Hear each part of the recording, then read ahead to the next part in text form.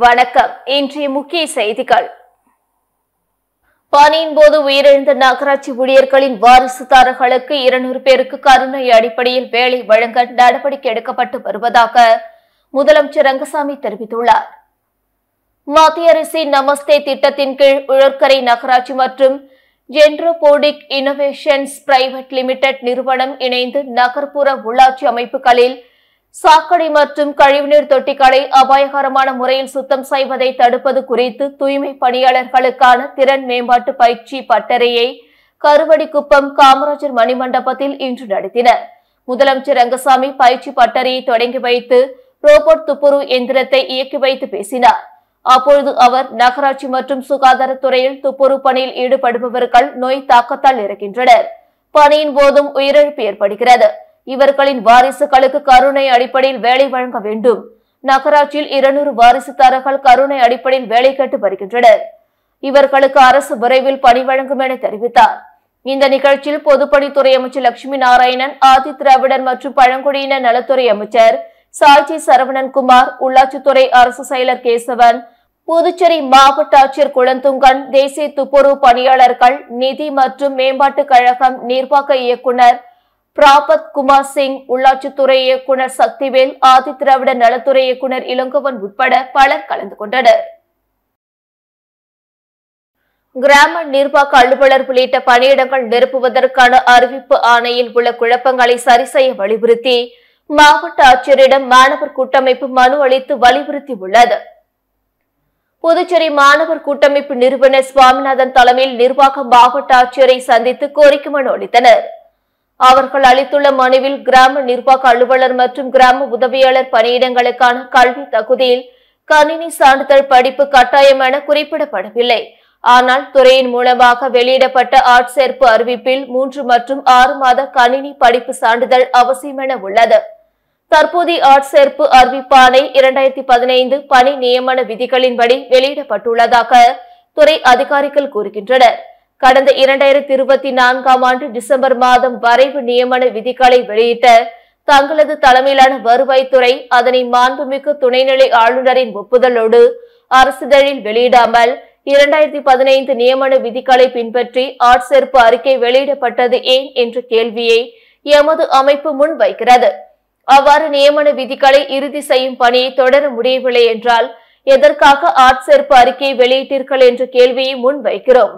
இம்மாதத்தில் நிரப்பப்படும் இதர அரசு பதவிகளான அசிஸ்டன்ட், எஸ்ஐ, துணை தாசில்தார் மற்றும் யுடிசி, எல்டிசி உள்ளிட்ட எந்த பணி நியமனங்களிலும் கட்டாய கணினி சான்றிதழ் கேட்காத சூழ்நிலையில் இப்பதவிகளுக்கு கட்டாயம் என கூறியிருப்பது எவ்விதத்தில் நியாயம் என்ற கேள்வியும் முன் வைக்கிறோம் என பல்வேறு குளறுபடிகள் குறித்து தெரிவிக்கப்பட்டுள்ளது. புதுச்சேரியில் தனியார் நிறுவன அதிகாரி ஒருவரிடம் பேஸ்புக் மூலம் கனடா நாட்டு பெண் பெயரில் தங்க நகை, ஐபோன் என நம்ப வைத்து நூதன முறையில் 6.5 லட்சம் ரூபாயை மோசடி செய்துள்ள சம்பவம் அதிர்ச்சியை ஏற்படுத்தியுள்ளது. புதுச்சேரி லாஸ்பேட்டை பகுதியை சேர்ந்த 46 வயதான அந்த அதிகாரி தனது மனைவியை பிரிந்து தனியாக வசித்து வருகிறார். இவர் கடந்த 6 மாதங்களுக்கு முன்பு பேஸ்புக்கில் கனடாவை சேர்ந்ததாக கூறும் ஒரு இளம் பெண்ணுடன் பழக ஆரம்பித்தார். நாளுக்கு நாள் அந்த நட்பு நெருக்கமாக வளர இருவரும் தனிப்பட்ட வாழ்க்கை விவரங்கள், வீடு மற்றும் அலுவலக புகைப்படங்களை பரிமாறிக்கொண்டனர்.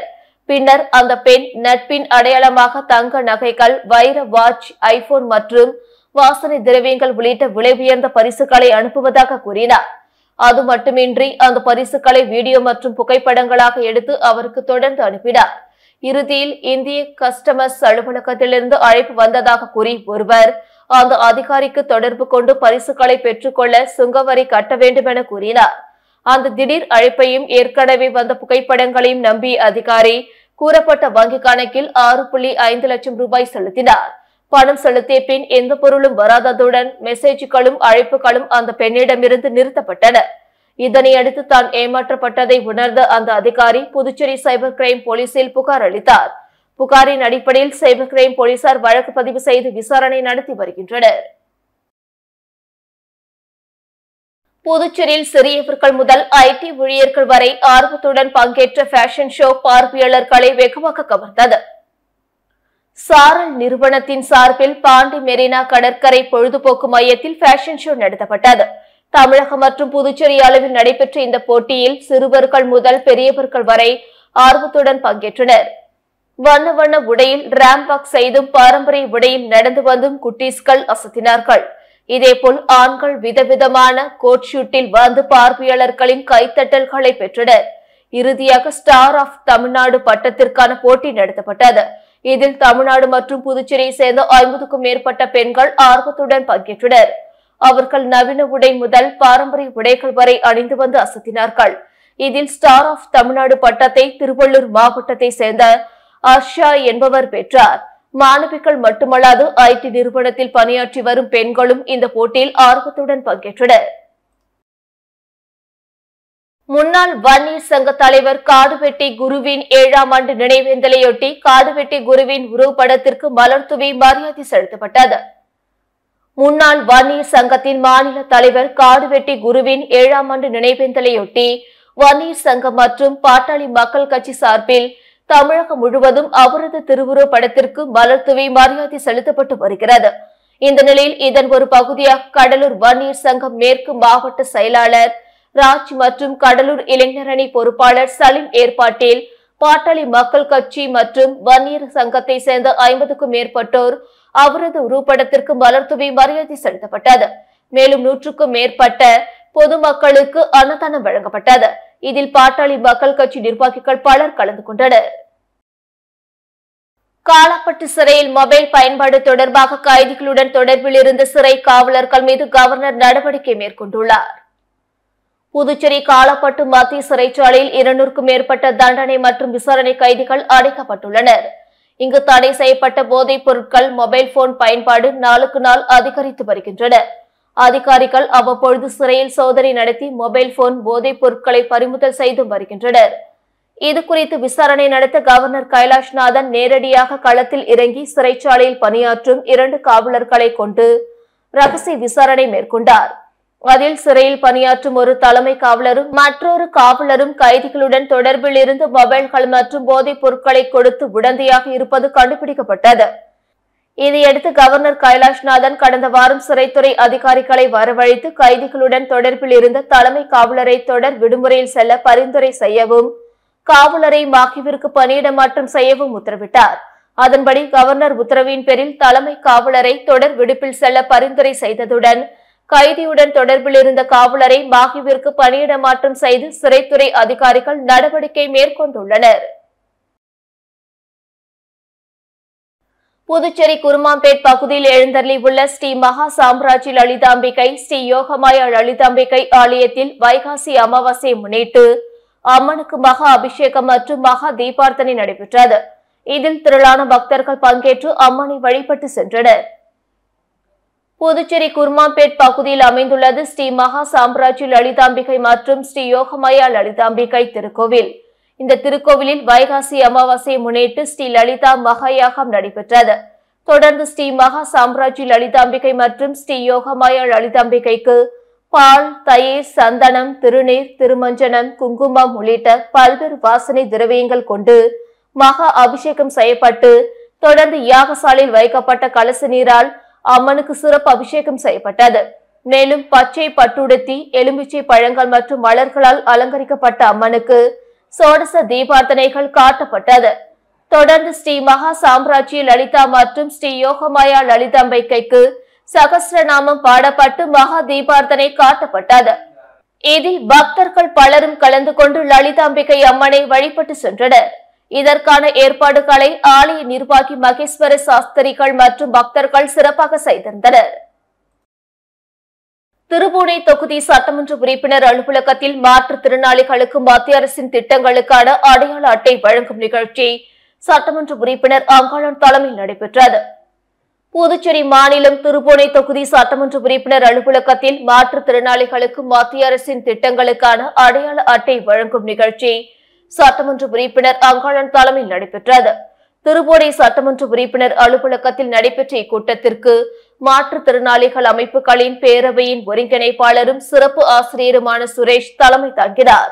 திருபுவனை சட்டமன்ற உறுப்பினர் அங்காளன் சிறப்பு விருந்தினராக கலந்து கொண்டு சிறப்புரையாற்றி மாற்றுத்திறனாளிகளுக்கான அடையாள அட்டையை வழங்கினார். அடோர் சொசைட்டி நிறுவனர் வாஞ்சிலிங்கம் முருகன் நோக்கமுரையாற்றினார். திருநாவுக்கரசு வரவேற்புரையாற்றினார். வெங்கடேசன் நன்றி உரையாற்றினார். இதில் 150க்கும் மேற்பட்ட மாற்றுத்திறனாளிகள் கலந்து கொண்டனர். வாக்குறுதிகளை நிறைவேற்ற கோரி நகராட்சி கொம்யூன் ஊழியர்களின் கூட்டு போராட்ட குழு சார்பில் போராட்டம் நடத்த முடிவு செய்துள்ளனர். இதுகுறித்து நிருபர்களிடம் பேசிய போராட்ட குழுவின் ஆலோசகர் ஆனந்த கணபதி, புதுச்சேரி உள்ளாட்சி அமைப்புகளான நகராட்சி மற்றும் கொம்யூன் பஞ்சாயத்து ஊழியர்களுக்கு 7வது ஊதியக்குழு பரிந்துரைப்படி 33 மாதங்கள் நிலுவைத் தொகை வழங்கிட கோரி பல கட்ட போராட்டம் நடத்தப்பட்டது. கடந்த ஆண்டு சட்டசபை முன்பு காத்திருப்பு போராட்டம் நடத்தப்பட்டது. உள்ளாட்சித்துறை இயக்குநர் ஊதியக்குழு பரிந்துரைகளை நடைமுறைப்படுத்தி ஓய்வு பெற்றவர்களுக்கு பென்ஷன் வழங்கவும், பணியின் போது இறந்த ஊழியர்களின் வாரிசுதாரர்களுக்கு வேலை வழங்க முதல்வர் ஏற்றுக்கொண்டதாகவும் அதற்கான கோப்புகளை தயார் செய்யப்படும் என உறுதியளித்தார். அதன் பேரில் நாங்கள் தொடர்ந்து நடத்திய போராட்டத்தை வாபஸ் பெற்றோம். ஆனால் அதற்கான எந்த நடவடிக்கையும் எடுக்காமல் உள்ளது.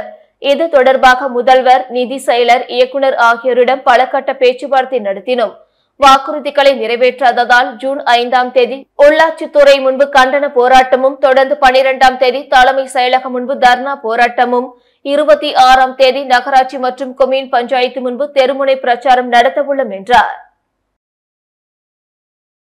நெட்டப்பாக்கம் அருகே உள்ள மடுகரை ராமமூர்த்தி அரசு உயர்நிலைப் பள்ளியை சேர்ந்த மாணவர்கள் 28 வருடங்கள் கழித்து மீண்டும் பள்ளியில் சந்திக்கும் நிகழ்ச்சி பள்ளி வளாகத்தில் நடைபெற்றது. இந்நிகழ்ச்சிக்கு வருகை புரிந்த அனைவரையும் முன்னாள் மாணவர் சரவணன் வரவேற்று பேசினார். சிறப்பு அழைப்பாளராக பள்ளி முதன்மை கல்வி அதிகாரி குலசேகரன் கலந்து கொண்டு சிறப்புரையாற்றினார். ஓய்வு பெற்ற தலைமை ஆசிரியர்கள் காளிதாஸ் மற்றும் ஜெயபால், முதுநிலை பட்டதாரி ஆசிரியர் கைலை மணி ராமசாமி, பட்டதாரி ஆசிரியர் குணசேகரன், மொழி ஆசிரியர் ராதாகிருஷ்ணன் ஆகியோர் கலந்து கொண்டு சிறப்பு செய்தனர். தற்போது பணியில் உள்ள இளங்கோ, குமரேசன், ரேவதி ஆகிய ஆசிரியர்களும் கலந்து கொண்டனர். விழாவில் ஆசிரியர்கள் அனைவரையும் கௌரவிக்கப்பட்டு நினைவுபரிசு வழங்கப்பட்டது. ராமமூர்த்தி அரசு உயர்நிலைப் பள்ளி தலைமை ஆசிரியர் அறிவரதன் வாழ்த்துரை வழங்கினார். முன்னாள் மாணவர் கல்ய பெருமாள் நோக்கமுரையாற்றினார். விழாவில் 10ஆம் வகுப்பு பொதுத் தேர்வில் முதல் 3 இடங்களை பெற்ற மாணவர்களுக்கு பரிசுகள் மற்றும் ஊக்கத்தொகை வழங்கப்பட்டது. முன்னதாக பள்ளி வளாகத்தில் மரக்கன்றுகள் நடப்பட்டது. மேலும் முன்னாள் மாணவர்கள் சார்பாக பள்ளிக்கு மின் விசிறிகள், மின் பல்புகள் மற்றும் எழுது பொருட்கள் வழங்கப்பட்டது. பின்னர் முன்னாள் மாணவர்கள் அனைவருக்கும் நினைவுபரிசு வழங்கப்பட்டது. விழாவில் 90 கிட்ஸ் உணவு பண்டங்கள் அடங்கிய ஸ்டால்கள் அமைக்கப்பட்டது. இறுதியாக முன்னாள் மாணவர் வெங்கடகிருஷ்ணன் நன்றி கூறினார். புதுச்சேரி திருபோடை அடுத்த சன்னியாசி குப்பத்தில் உள்ள பிரபல தனியார் நிறுவனத்தில் ரூபாய் 4 லட்சம் மதிப்புடைய 225 கிலோ காப்பர் பொருட்களை திருடிய வழக்கில் 6 பேரை போலீசார் கைது செய்தனர். திருபோடை அடுத்த சன்னியாசி குப்பத்தில் உள்ள பிரபல தனியார் நிறுவனம் உள்ளது. கடந்த 2024ஆம் ஆண்டு ஆகஸ்ட் 15ஆம் தேதி மர்ம ஆசாமிகள் கம்பெனிக்குள் புகுந்து அங்கிருந்த சிசிடிவி கண்காணிப்பு கேமராக்களை உடைத்து தலா 25 கிலோ எடை கொண்ட 12 பிளாஸ்டிக் கேன்களில் இருந்த 225 கிலோ எடை கொண்ட காப்பர் பொருட்களை திருடி சென்றனர். இது குறித்து கம்பெனியில் மனிதவள மேலாளர் ஹரிஹரன் கொடுத்த புகாரின் பேரில் திருபுவனை போலீசார் வழக்கு பதிவு செய்தனர். இந்த நிலையில் நேற்று முன்தினம் திருபுவனை போலீசார் கலித்தித்தால் குப்பம் ஆண்டியார்பாளையம் சாலை 4 முனை சந்திப்பில் வாகன சோதனையில் ஈடுபட்டிருந்தனர். அப்பொழுது அவ்வழியே வந்த வண்டியை சோதனை செய்த போது வண்டியில் பிளாஸ்டிக் கேனில் 25 கிலோ எடை கொண்ட காப்பர் பொருட்கள் இருந்தது கண்டுபிடிக்கப்பட்டது. அதற்கு எந்த ஆவணமும் இல்லை. விசாரணையில் அவர்கள் திருபுவனைப்பாளையம் மன்சூர் அலிகான் என்பதும், அதில் பயணம் செய்தவர்கள் கரியமாணிக்கம் பழைய காலனி தினகரன், அதே பகுதியை சேர்ந்த திவன் என்பதும் காப்பர் பவுடரை கடந்த 2024ஆம் ஆண்டு ஆகஸ்ட் 15ஆம் தேதி சன்னியாசி குப்பம் தனியார் கம்பெனியில் திருடியதையும் ஒப்புக்கொண்டனர். மேலும் இதில் தொடர்புடைய கம்பெனியில் லோடு மேன்கள் ராம்பக்கத்தை சேர்ந்த கபாலி, அதே பகுதியை சேர்ந்த அங்காளன் மற்றும் வில்லியனூரை சேர்ந்த பழைய இரும்பு வியாபாரி பாபு என்கிற சுலைமான் ஆகிய மொத்தம் 6 பேரையும் கைது செய்து அவர்களிடமிருந்து ரூபாய் 2.49 லட்சம் ரொக்கம், திருட்டுக்கு பயன்படுத்திய வண்டி மற்றும் ஒரு மொபைல் போன் ஆகியவற்றை போலீசார் பறிமுதல் செய்தனர். இதையடுத்து 6 பேரையும் புதுச்சேரி நீதிமன்றத்தில் ஆஜர்படுத்தி சிறையில் அடைத்தனர். புதுச்சேரியில் யோகா நாள் விழாவிற்காக நகரில் அரசு சார்பில் வைக்கப்பட்டுள்ள விளம்பர பலகைகளில் தமிழ் புறக்கணிக்கப்பட்டு இந்தி மொழி மட்டுமே இடம்பெற்றுள்ளது சர்ச்சையை ஏற்படுத்தியுள்ளது. சர்வதேச யோகா தினம் வரும் ஜூன் 21ஆம் தேதி நடைபெறவுள்ள நிலையில் அதற்கான முன்னோட்ட நிகழ்ச்சி மே 27ஆம் தேதி புதுச்சேரி கடற்கரை சாலையில் உள்ள காந்தி திடலில் நடைபெறவுள்ளது. இதற்காக நகரம் முழுவதும் பதாகைகள் மற்றும் விளம்பர பலகைகள் நிறுவப்பட்டுள்ளன. ஆனால் அந்த பதாகைகளில் அனைத்து அறிவிப்புகளும் இந்தியில் மட்டுமே இடம்பெற்றுள்ளன என்பது பெரும் சர்ச்சையை ஏற்படுத்தியுள்ளது. தமிழ் முழுமையாக புறக்கணிக்கப்பட்டிருப்பது தமிழ் பேசும் புதுச்சேரி மக்களிடையே அதிருப்தியை ஏற்படுத்தியுள்ளது. இதற்கெதிராக தமிழ் அமைப்புகள் மற்றும் அரசியல் கட்சிகள் குரல் கொடுத்துள்ளனர். தமிழ் புதுச்சேரியின் மூல மொழி, இதை ஒட்டுமொத்தமாக புறக்கணிக்க முடியாது. இது மொழி மீதான அவமதிப்பு என அவர்கள் கண்டனம் தெரிவித்துள்ளனர். மேலும் தமிழில் பதாகைகள் ஏன் இல்லை, இதற்கு யார் பொறுப்பு என்பதற்கான விளக்கங்களை அரசு விளக்க வேண்டுமென கோரிக்கைகள் வலுத்து வருகின்றன.